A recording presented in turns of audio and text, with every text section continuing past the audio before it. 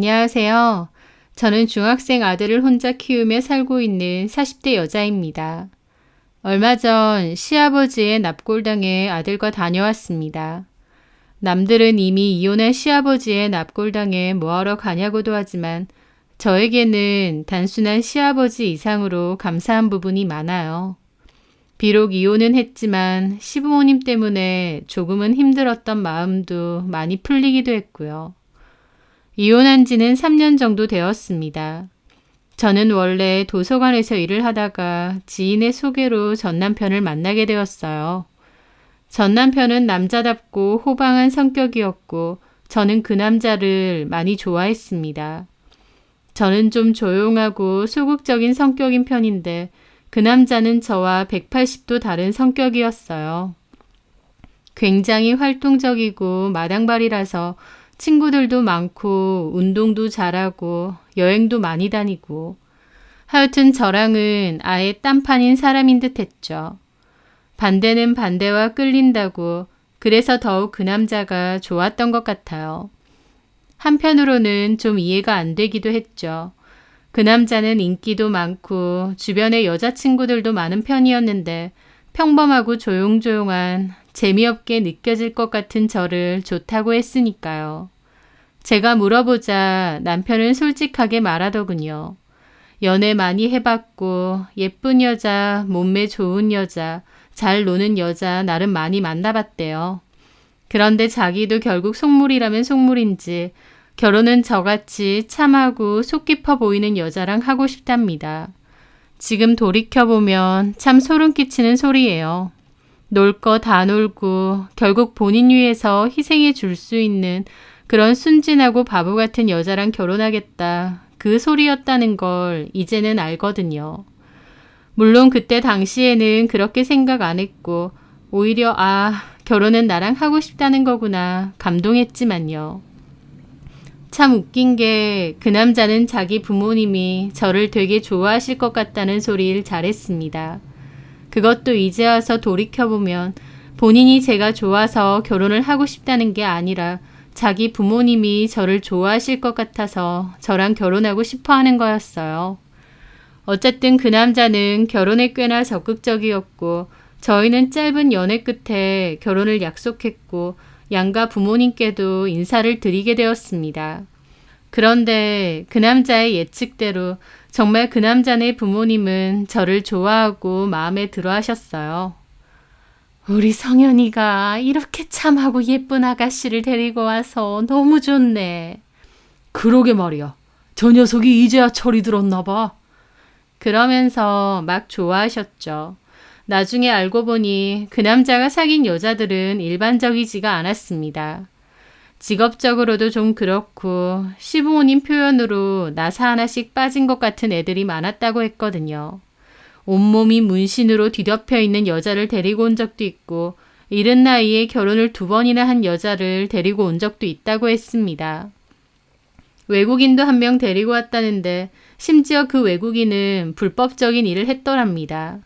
그렇게 골라 만나기도 쉽지가 않은데 하여튼 그 남자가 만난 전 여친들이 범상치는 않았던 거죠. 그러다가 평범한 저를 보게 되었으니 시부모님이 저를 좋아하신 건 당연한 일이었습니다. 제가 특별히 잘나거나 예쁘거나 그래서가 아니라 평범하고 일반적인 여자를 데리고 온 게 처음이었을 테니까요. 하여튼 그렇게 결혼을 빠르게 추진하셨고 예비 시부모님은 적극적으로 저와의 결혼을 환영하셨습니다. 아버님은 신혼집으로 쓸 아파트도 바로 마련해 주신다고 했죠. 사실 시부모님은 형편이 꽤 넉넉한 편이셨어요. 원래는 평범한 집이었다는데 아버님이 유산으로 상속받은 땅이 재개발이 되면서 꽤 많은 돈을 버셨다더라고요. 그리고 현재 시부모님이 살고 있는 집, 저희 신혼집 외에도 세를 받고 있는 집이 하나 더 있었고 주식 및 투자 상품과 현금 자산도 꽤 되신다고 했습니다. 시부모님은 갑자기 돈방석에 앉게 되면서 하나밖에 없는 아들 원하는 대로 다 해주겠다고 하셨대요. 시부모님 딴에는 아들을 위해서 그렇게 하신 건데 그게 아들한테 결국 독이 될 줄 모르셨던 것 같습니다. 왜냐하면 평범하게 살아오던 그 남자는 갑자기 부모님이 돈이 많아지고 여유로워지다 보니까 잘 해오던 공부도 손을 놓고 그때부터 마구잡이로 살았다는 거예요. 유학도 갔다 오고 1년간 유럽 여행도 다니고 갔다 와서 갑자기 가게를 하나 차려달라고 했다가 말아먹고 또 놀러 다니고 그런 식으로요. 시부모님 말 착했던 아들이 돈의 맛을 보더니 변했었다고. 그럴 줄 알았으면 돈이 많이 생긴 것을 아들에게 비밀로 할 걸 그랬다고도 후회도 하셨습니다. 하여튼 남편은 20대를 그렇게 자기 멋대로 흥청망청 즐기며 살다가 시부모님이 PC방을 차려주셨다고 했어요. 그래서 PC방 사장이 남편의 직업이었죠. 하지만 그것도 거의 알바한테 많이 맡겨놓고 놀러 다니기 바빴지만요. 하여튼 이렇게 써놓고 보면 참 대책 없는 남자고 왜 결혼까지 했느냐 하실 텐데요. 저도 남자 경험이 별로 없고 연애 경험도 거의 없는 편이었다 보니 남자 보는 눈이 별로 없었고 또 그 남자의 자유분방함이 오히려 멋져 보이기도 했습니다. 게다가 어쨌든 시댁 형편이 여유롭다 보니 결혼해도 금전적으로 크게 어려울 것 같지도 않았고 또 남편이 하는 PC방 매출도 나쁘지 않았거든요. 결혼 상대감의 조건으로도 크게 나쁘지 않았던 거죠. 하여튼 그렇게 저희는 결혼을 했는데 결혼하고 나서도 시부모님은 저를 참 예뻐하시고 좋아하셨어요. 겪어보니 제가 착하고 어른들 공경할 줄도 안다면서 저 같은 며느리가 들어와서 기쁘다고 잘 그러셨죠. 그리고 우리 성현이가 워낙 제멋대로인데 제가 잘 잡고 살아줬으면 좋겠다고도 그러셨어요. 남편이 제가 잡는다고 잡힐 성격은 아닌 것 같긴 했지만 어쨌든 노력해 보겠다고 말씀드렸죠. 결혼 후에는 시댁에 자주 갔습니다. 시부모님이 자주 오라고 하셔서 갔던 게 아니라 제가 자진해서 잘 갔어요. 시부모님이 정말 편했고 저를 워낙 좋아해 주시고 아껴 주시니까 저도 시부모님이 너무 좋았어요. 며느리랑 시부모님 관계가 그런 집도 있느냐 할 수도 있겠지만 제가 운이 좋았던 건지 시부모님과 며느리가 아니라 부모님과 딸처럼 잘 지냈습니다. 그런데 정작 웃기게도 남편은 자기 집에 잘 안 왔습니다. 이런저런 약속 핑계를 대면서 안 갔고 그래서 며느리인 저 혼자서 간 적이 많았던 거예요. 시부모님도 불편하면 저한테도 오지 말라고 하셨지만 가면 어머님이 맛있는 음식도 해주시고 아버님하고 바둑도 두고 친정 가는 느낌으로 편하더라고요. 그리고 초반에는 남편도 저의 그런 모습을 보며 몹시 고마워했습니다. 자기가 제대로 못하는 자식 노릇을 제가 다 해준다면서요. 내가 진짜 결혼 잘한 것 같아. 자기 같은 며느리는 요즘에 없을 거야. 뭘, 내가 가고 싶어서 가는 건데. 그나저나 자기도 이번 주에 같이 가자. 어머님, 아버님 모시고 바람도 좀 쐬고. 나 이번 주에 친구들이랑 낚시 가기로 했어. 또? 좀 예전에 잡아둔 약속이라 자기도 정 불편하면 우리 집 안 가도 돼. 난 그런 건 아닌데. 어머님, 아버님도 자기 보고 싶어 하시니까. 뭐 맨날 밖으로 돌아서 원래도 잘 안 보고 살았는데 뭐. 그럼 나 혼자 가지 뭐. 어머님, 아버님 적정하실 텐데. 고마워 자기야. 나 진짜 복 받았어. 자기가 이렇게 우리 부모님한테 잘해주고 결혼 정말 잘했다니까. 남편까지 저한테 고마워하니까 저도 기분이 좋았죠. 하지만 정말 저도 억지로 가는 게 아니라 시부모님이 편하고 좋아서 가는 거였습니다. 물론 시부모님께 며느리로서 잘하고 싶은 마음으로 가는 게 가장 컸지만요. 제가 시부모님을 편애하니까 시부모님도 저를 더 예뻐하셨던 것 같아요. 저는 결혼하고 1년 뒤에 아이를 가졌습니다. 아들이었고 시부모님은 우리 손주가 성현이보다 며느리를 더 닮았으면 좋겠다는 얘기까지 하실 정도였죠. 그렇게 아이 출산 후 양육을 하면서 시부모님하고는 더 왕래를 많이 하고 지냈습니다. 그런데 시부모님하고는 더 가까워지고 친해지는데 정작 남편하고의 사이는 멀어지기 시작했습니다. 원래도 밖으로 돌기 좋아하고 사람 만나는 거 좋아하는 남편이긴 했지만 제 출산 후에 그 빈도가 더 심해지더라고요. 어쩔 때는 외박까지 할 정도로요. 저는 남편에게 밖에서 노는 건 괜찮은데 외박은 하지 말라고 했습니다. 남편도 말은 알겠다고는 했지만 결국 제 얘기는 귓등으로도 안 듣는 듯 외박도 일삼았죠. 그 일로 몇 번 다투기도 하고 속상할 때도 많았어요. 결혼하고 아이까지 있는데 왜 저렇게 밖으로만 돌고 다른 사람하고만 만나려고 왜 이렇게 가정에는 무관심하나 싶었죠. 남편은 자기가 이런 사람인 줄 몰랐냐고 오히려 큰 소리고요. 속상해서 그런 얘기를 시부모님께 한 적이 있고 시부모님도 정말 미안해하시면서 남편을 불러다가 호되게 혼내신 적도 있습니다. 너 언제까지 그러고 살 거야? 네가 총각이야? 결혼하고 이제 자식까지 있는데 언제까지 너 하고 싶은 대로 그러고 살 거냐고. 그래, 너 때문에 우리가 정은이를 볼 면목이 없어. 정은이가 착하니까 그냥 참아주고 하는 거지. 저런 와이프가 어디 있니? 어머님, 아버님은 남편에게 뭐라고 했고 남편은 아무런 대꾸 없이 굳은 얼굴로 듣고만 있더라고요. 그리고 집으로 돌아오는데 화가 나서 저한테 따지는 겁니다. 너 이제 우리 집 그만 가. 왜? 맨날 우리 집 드나들더니 기껏 가서 한다는 게 남편 흉보는 거야. 너 이런 거 다 헛짓이야. 우리 부모님이 너 생각해서 앞에서는 나 꾸중하시지만 결국 팔은 안으로 굽는다고. 내 편이지 네 편이겠어? 가족끼리 네 편 내 편이 어딨어. 너는 예전부터 느꼈지만 참 답답한 구석이 있어. 순진한 척 하는 거야. 진짜 순진한 거야? 아무리 가족이라 한들 막말로 너랑 나랑 이혼이라도 하면 우리 부모님하고 너도 남남이야, 남남. 이혼이라니 무슨 그런 말을 해? 내가 나이가 몇인데 부모님한테 불려가서 욕이나 처먹어야겠어. 그렇게 내 욕할 거면 우리 집 그냥 가지 말라고. 언제는 제가 본인 대신해서 자기 집 가고 부모님께도 대리 효도하니까 고맙다고 해놓고 이제 와서는 자기 집 가지 말라고 난리를 치는 겁니다. 어이가 없었죠.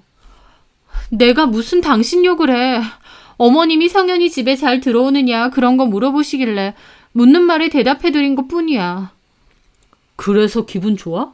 남편 욕 처먹게 하니까 기분 좋으냐고. 왜 나한테 그래? 솔직히 어머님 아버님 말이 틀린 거 있어?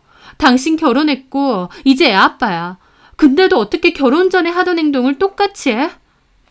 그런데 제 말에 남편이 갑자기 아악 하고 소리를 지르더니 핸들을 쾅쾅 치는 겁니다. 저도 너무 놀랐고 뒷좌석에서 자고 있던 아이도 놀라서 자지러지게 울었죠. 지금 뭐 하는 거야?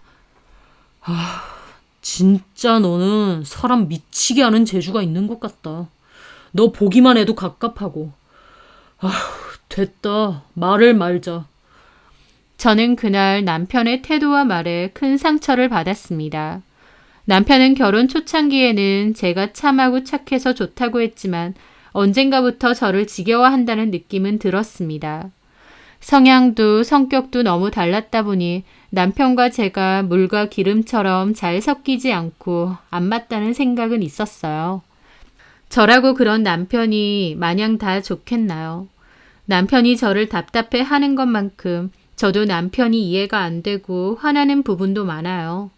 하지만 결혼했고 아이도 있고 또 결혼 생활 자체에 큰 불만이나 어려움까진 없었기에 저도 그냥 삭히고 살았던 거죠. 남편이 집에 정을 못 붙이고 밖으로 도는 게 속상하지만 어쩔 수 없다고 생각했습니다. 시부모님이 뭐라고 한들 제가 뭐라고 한들 남편이 마음을 잡을 것 같지도 않고 또 그렇다고 남편도 저도 둘 다 이혼을 원한 것도 아니었거든요. 서로 너무 사랑해서 눈에 꿀 뚝뚝 떨어지며 살면 좋겠지만 그냥 저희처럼 대면 사는 부부도 있다고 생각했어요. 그렇기에 언젠가부터 남편이 밖으로 돌아도 저는 더 이상 뭐라고 하지도 않았고 그냥 내버려 뒀습니다. 안 되는 건 그냥 포기하고 놓을 줄도 알아야 제 속이 편할 것 같았으니까요. 대신 시부모님하고는 여전히 잘 지냈어요. 그런데 결혼 6년 차에 아버님이 뇌에서 발병한 혈액암 진단을 받게 되셨어요. 그러면서 투병 생활을 시작하시게 되었죠.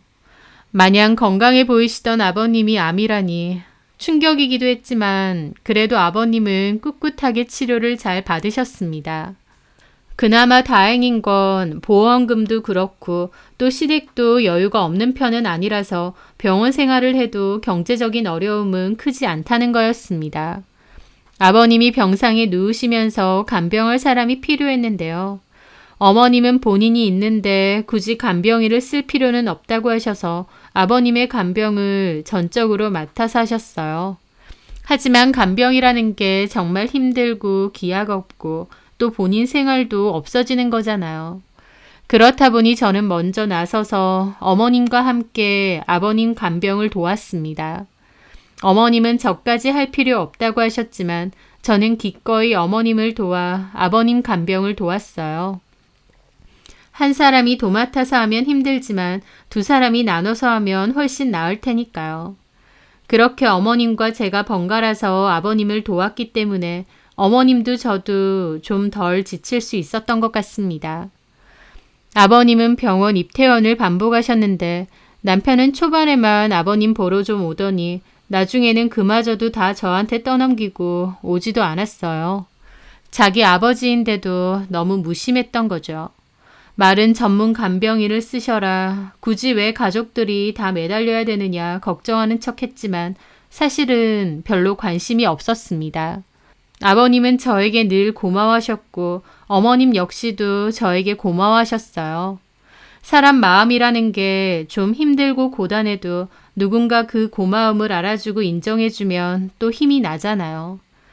시부모님이 저에게 며느리가 아닌 딸처럼 잘 해주신 만큼 저 역시도 아버님에 대한 의리를 지키는 거라 생각했습니다.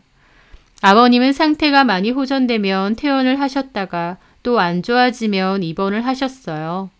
열심히 치료를 받았지만 크게 호전되지는 않았고 더 나빠지지 않게끔 현 상태를 유지하는 정도로만 진행이 되었던 것 같습니다.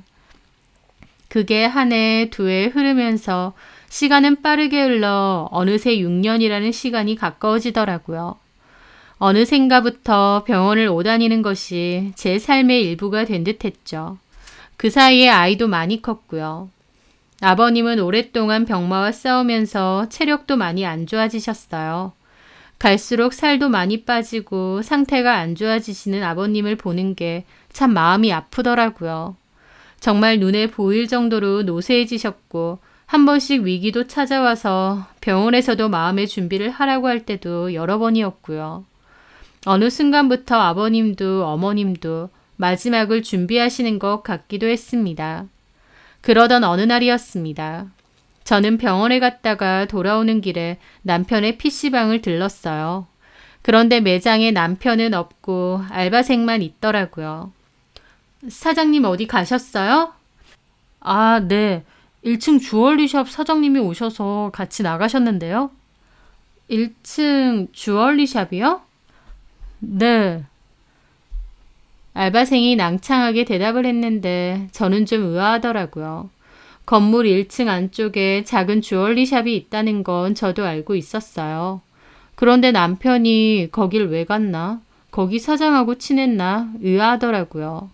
처음 알았던 사실이니까요. 사장님이 거길 자주 가요? 네, 거기 사장님하고 친하신 것 같은데 자주 놀러 가세요. 그 사장님도 자주 오시고요. 혹시 여자 사장님이에요? 네, 그렇죠. 주얼리샵이니까. 저는 뭐지 생각하며 알겠다고 하고 1층으로 내려왔습니다. 그리고 1층 주얼리샵에 갔다고 생각하며 그 가게를 찾아보려던 찰나 마침 가게 문 앞에 서 있는 남편이 보였어요. 그리고 남편 옆에는 그 여자가 함께 서 있었죠. 그 주얼리샵 사장은 외출 중이라는 팻말을 걸고 가게 문을 닫고 있었고 그 와중에도 남편은 뭔가 시시덕거리며 웃고 있더라고요. 저는 저도 모르게 화장실 쪽으로 숨어서 그 모습을 지켜보고 있었죠. 그 여자는 가게 문을 닫고 나서 갑자기 저희 남편 팔짱을 끼웠습니다. 그 모습에 저도 헉하고 몹시 놀랐죠. 갑자기 남편과 그 여자가 팔짱을 꼈으니까요. 그리고 그 둘은 엘리베이터 쪽으로 가더라고요. 쿵쾅대는 심장을 부여잡고 조심스레 따라가 보니 엘리베이터는 지하 1층 주차장으로 간 듯 했습니다. 저도 급하게 비상계단으로 따라 내려갔죠. 그랬더니 남편의 차가 어디론가 출발하려는 겁니다. 저는 들키지 않게끔 조심히 제 차를 탔고 출발하는 남편 차 뒤를 쫓았어요. 저 여자가 왜 자연스럽게 남편 팔짱을 끼는 건지, 둘이 무슨 사이인지 머릿속이 복잡하더라고요. 그렇게 그 둘은 멀지 않은 곳의 모텔가 쪽으로 들어가는 게 보였습니다. 그 모습에 저는 또다시 경악했죠. 아, 남편이 바람을 피는구나. 그제야 제대로 깨달았습니다. 제가 둔하다면 둔한 거고 무심하다면 무심한 거겠지만 저는 남편이 바람을 피는 줄 몰랐습니다. 밖으로 돌기 좋아하고 가정적인 사람이 아니라는 것은 당연히 알았지만 그렇다고 바람을 필 거라고 생각 못했어요. 어쩌면 제가 너무 순진했을지도 모르죠. 그렇게 남편 차가 모텔가 쪽으로 들어가는 걸 눈으로 봤는데 하필 제 차는 신호에 걸렸습니다. 보행자가 지나가고 있어서 따라갈 수도 없었어요. 애타는 마음으로 기다리다가 뒤늦게 쫓아가니 당연히 남편 차는 더 이상 보이지 않더라고요. 저는 그 골목을 지나가면서 주위를 둘러봤지만 의미 없는 행동이었죠. 참담한 기분으로 집으로 돌아왔습니다. 집에 돌아왔는데 온몸에 진이 다 빠진 것 같은 기분이었어요. 생각지도 못했는데 순식간에 남편의 외도와 그 상대 여자가 어떤 여잔지까지 알게 된 거였어요. 너무 심란한 기분이었는데 그날 남편은 역시나 늦게 왔습니다. 저는 남편이 잠들기를 기다렸다가 내려가 블랙박스를 확인했죠. 그리고 남편과 그 여자의 대화 내용을 모두 확인하게 되었습니다. 이렇게 자꾸 가게 문 닫고 그러면 안 되는데. 뭐가 안 돼? 매출 떨어지잖아. 저 가게는 맨날 첫날 문 닫고 사장 있지도 않다고 소문날 것 같아. 뭐 어때? 가게세도 못 내게 생겼는데 괜찮아? 내가 내줄게. 그리고 어차피 내가 다 먹여 살릴 건데. 나 책임질 거야? 그럼 내가 다 책임지지. 어떻게 책임질 건데? 이혼하고 책임질 거야? 어. 말만 그러지? 사실 이혼할 생각 없지? 남자들 다 그렇다던데? 바람은 펴도 와이프랑 이혼할 생각은 없다고 하던데? 특히 자식까지 있으면. 다른 인간들은 모르겠고 적어도 나는 이혼하고 싶어. 왜? 지겨워. 결혼 생활도 지겹고 와이프도 지겹고. 그렇게 지겨운 여자랑 결혼 왜 했는데? 대리어도 시키려고. 어머, 진짜 못됐다, 자기. 진짜로? 진짜로. 우리 부모님이 제발 착하고 참한 여자 데리고 오라고. 결혼은 그런 여자랑 하는 거라고 귀에 딱지가 않게 그러는 거야. 그래서? 원하시는 대로 딱 그런 여자 데리고 간 거지. 근데 내가 생각하는 것보다 더 우리 부모님한테 잘해. 전에도 말했지만 우리 아버지 지금 암 투병 중인 거 알지? 응. 우리 와이프랑 엄마랑 같이 간병하잖아. 어머, 대박이다. 완전 연륜 앞섰네. 나는 미리 말하지만 절대 그런 짓 못해. 나도 너한테 시킬 생각도 없어. 사람 봐가면서 그런 것도 시키는 거지. 그리고 네가 시킨다고 하겠냐? 절대 안 하지. 내가 미쳤어? 대가리에 총 맞았어? 그러니까 내 말이. 그래서 이혼 언제 할 건데? 있어 봐. 우리 아버지 갈수록 안 좋아져서 오래 가실 것 같지도 않아. 그때까지 간병을 해줘야 되니까. 엄마 혼자 해도 되긴 하는데 그래도 적당히 하는 척은 해줘야 나중에 재산 상속받을 때도 할 말 있고. 자기 아버지 재산 많다고 하셨지? 엄청 많은 건 아닌데 자기 호강시킬 정도는 되는 것 같아. 그러면 나 고생 안 시키려고 지금은 이혼 안 한다는 거야? 그렇다니까. 너는 나한테 고마워해야 돼. 고맙지. 그럼 아버지 돌아가시고 나면 나랑 결혼할 거네? 내 계획은 그래. 어차피 아버지 돌아가시면 그 재산 다 내 거고. 너무 좋다. 그럼 난 가만히 기다릴게. 얌전히. 어머, 자기야, 저기서 꺾어야지. 저번에 갔던 그 모텔 괜찮더라. 그 대화들을 듣고 기가 막혀서 헛웃음밖에 안 나왔습니다. 밖으로 도는 남편, 그래도 이해해주며 살아왔는데 남편의 머릿속에는 저 이용해먹고 이혼할 궁리밖에 없었어요. 본인 대신 대리 효도하고 대리 간병하고 자기 부모님 챙겨줄 여자를 찾았던 거고 더 이상 필요 없어지면 내칠 생각만 한 거죠. 인간이 어떻게 나한테 일어나 싶었습니다. 철저하게 자기 필요에 의해서만 저를 이용한 거잖아요. 애초에 결혼부터도요. 저게 사람 새끼인가 싶고 저도 울분에 차서 참을 수가 없었습니다. 저는 도저히 참지 못하고 그 즉시 남편에게 달려가 자고 있던 남편의 멱살을 잡았습니다.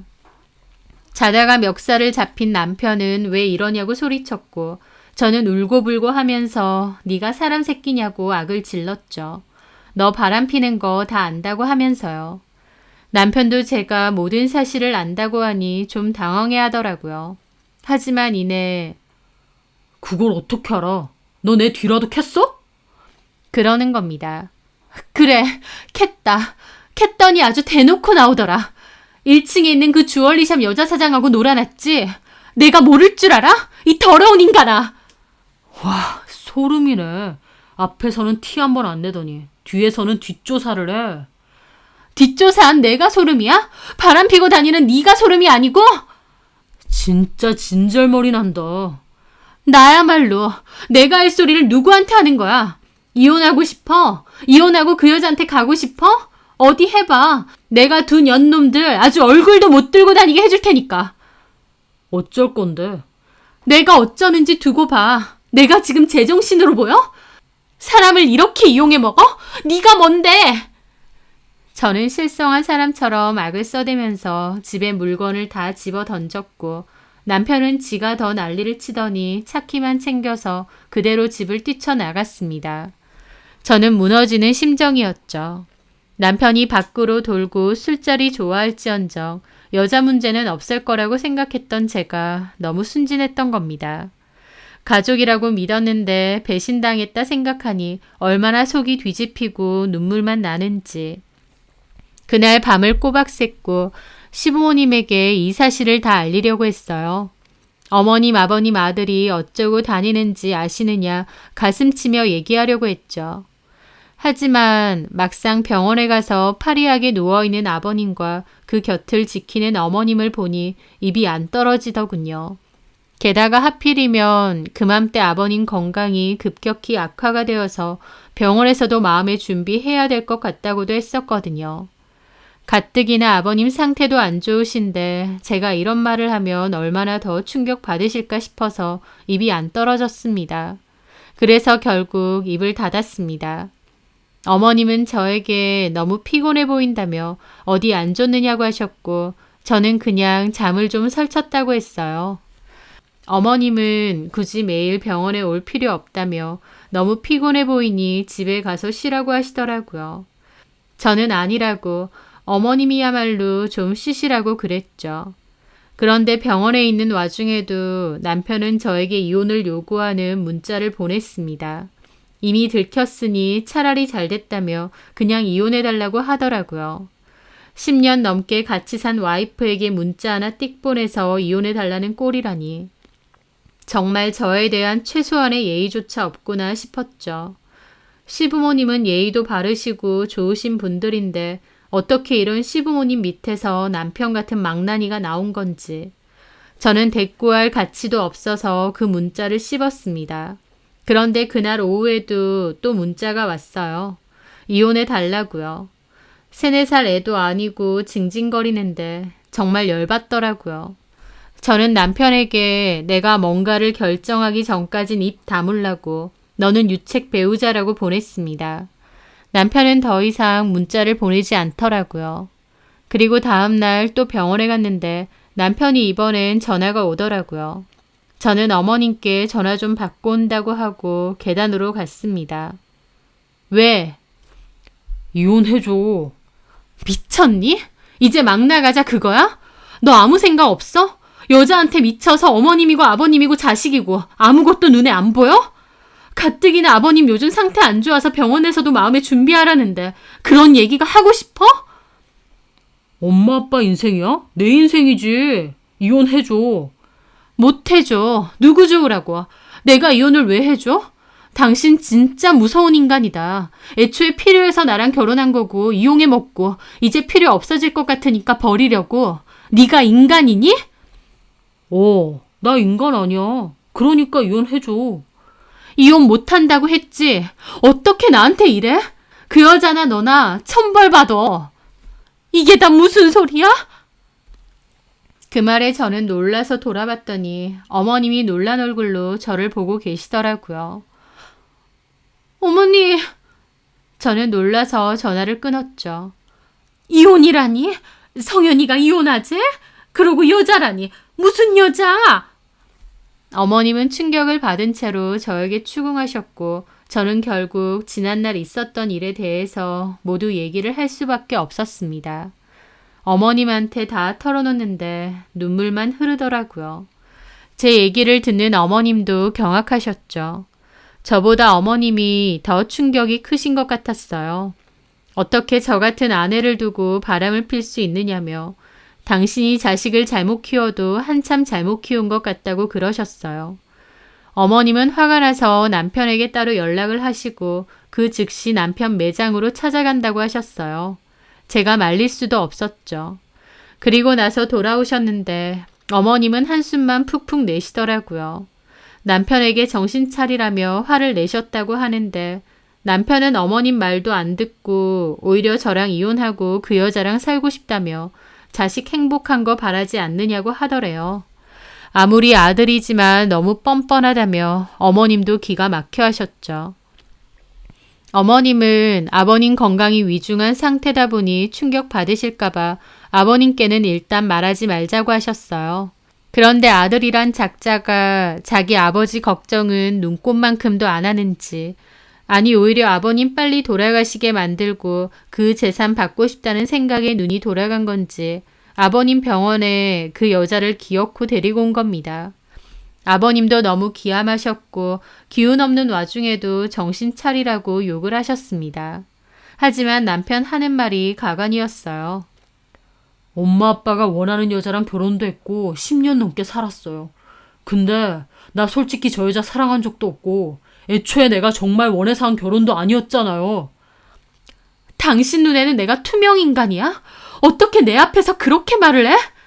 이미 우리 끝난 것 같고 엄마 아빠한테라도 솔직한 내 심정을 말하고 싶은 것 뿐이야. 야, 이 자식아. 네 새끼 낳아주고 우리한테 이렇게 잘하면서 살았던 승원애미는 나 몰라라 하고 저 여자랑 살겠다고? 네가 미쳐도 더럽게 미친 거지. 원래 사랑은 미쳐서 하는 거예요. 내가 천년만년 살 것도 아니고 마음 떨리는 여자랑 살 겁니다. 너 왜 이렇게 변했어? 이렇게 아나무인 아니었잖아. 애초에 엄마 아빠 원하는 대로 하는 게 아니었어요. 네가 내 돈 가지고 편하게 하고 싶은 거 다 하고 살아놓고 이제 와서 뭐가 어째? 어쨌든 제 인생이잖아요. 왜 엄마 아빠가 쥐락펴락 하시냐고요. 그딴 소리 할 거면 우리가 너한테 쓴 돈 다 내놔라. 돈 받을 때는 넙죽넙죽 받아놓고 이제 와서 뭐? 네가 나중에 얼마나 땅을 치고 후회하려고 이러는 거야? 그 와중에 그 여자는 낄 때 못 낄 때 구분도 못하고 나서더라고요. 아버님, 저 성현 오빠랑 많이 사랑합니다. 저희의 시작은 좀 잘못됐을지언정 마음만은 진심이거든요. 제가 잘할게요. 저도 잘할 수 있고요. 아버님은 열받아서 남편과 그 여자한테 리모컨을 집어 던졌습니다. 물론 기운이 없으셔서 제대로 날아가지도 않았지만요. 뭐 하시는 거예요? 애 있는 유부남 꼬셔서 저러고 있는 저 여자가 네 눈에는 정상으로 보이디? 아버님, 저 그렇게만 보지 마세요. 저 진심이에요. 아무것도 바라는 거 없습니다. 그냥 성현 오빠 사랑하는 마음만 있을 뿐이에요. 그럼 우리 성현이가 돈 한 푼 없어도 상관없다 그 말이에요? 네, 상관없습니다. 제가 먹여 살리면 되니까요. 저희 그만큼 사랑합니다. 나 참 뻔뻔하기가. 그 난리통 속에 우두커니 서 있는데 너무 비참하더라고요. 남편은 그 여자 좋아 죽겠다고 저랑 이혼할 테니 허락해달라고 하고 있고 그 여자도 남편 좋아 죽겠다고 하고 있고 제가 허수아비도 아니고 그 상황을 다 보고 있어야 하는 것이 너무 괴로웠습니다. 아버님은 긴 말 할 것도 없다고 당장 나가라고 했고 너무 흥분하셔서 숨도 가빠하시더라고요. 어머님도 큰일 나기 전에 당장 나가라고 하셨죠. 결국 남편도 어쩔 수 없이 그 여자 데리고 나갔고 그 여자는 나가면서도 다시 오겠다느니 개소리를 하더라고요. 남편이 나가자마자 참고 있던 눈물이 터졌고 펑펑 울었습니다. 어머님 아버님도 미안하다고 우리가 너를 볼 낯이 없다고 그러셨습니다. 그러면서 아버님도 어머님도 저한테 이혼해주지 말라고 누구 좋으라고 이혼해주냐 하셨어요. 하지만 그날 일로 저는 그냥 이혼을 하겠다 결심을 했습니다. 그 꼴을 지켜보는 게 너무 힘들었거든요. 저는 어머님 아버님께 울면서 이혼하겠다고 했고 어머님도 미안하다는 말만 되풀이 하시더라고요. 저는 설령 이혼한다고 해도 아버님 곁은 좀 더 지켜드릴 거라고 했습니다. 남편이 그렇게 다녀간 후로 아버님의 병세는 급격히 악화가 되었습니다. 저도 어머님도 힘들어하시는 아버님을 지켜보는 게 괴로웠죠. 그렇게 며칠 후 저는 옷가지를 좀 챙긴다고 집으로 잠깐 갔는데 어머님에게서 전화가 왔어요. 아버님이 위중하시고 마지막 인사를 해야 될 것 같다고요. 저는 놀라서 학교에 있는 아이를 데리고 병원으로 갔습니다. 할아버지의 마지막 모습이니 저희 아이도 인사를 시켜드려야 될 것 같아서요. 그리고 남편에게도 전화를 했는데 받지 않더라고요. 그렇게 아버님 병원으로 달려갔고 아버님은 제 손을 꽉 잡으신 후에 숨을 거두셨습니다. 저도 참 많이 울었고 이런 안 좋은 꼴을 보고 가신 게 너무 죄송하더라고요. 남편 놈은 뒤늦게 왔기에 아버지의 임종도 못 지켰습니다. 참 끝까지 불효자였죠. 저도 이혼을 마음먹었지만 그래도 마지막 예의는 지키겠다고 생각해서 장례는 잘 치렀습니다. 그 와중에 그 여자도 장례식장에 왔는데 어머님이 당장 꺼지라고 하셔서 남편이 그 여자를 데리고 나가는 소동도 있었어요. 마지막까지도 참 안 좋은 꼴을 골고루 보여주더군요. 남편은 어쨌든 아버님 임종 지켜주고 장례까지 도와준 거 고맙다고 하면서도 이혼 요구를 또 했습니다. 저도 너무 지긋지긋했고 이혼할 거니까 걱정 말라고 했습니다. 너 같은 인간하고 나도 더 이상 너랑 얼굴 마주하기도 말 섞기도 싫다고요. 그나마 어머님 아버님 때문에 여태까지 참은 건데 나도 더 이상 너랑 안 살 거라고 했죠. 그렇게 협의이혼 서류 접수하고 상간소송도 준비하고 있는데 어머님으로부터 연락이 왔습니다. 중요한 얘기니까 잠깐 오라고 하셨죠.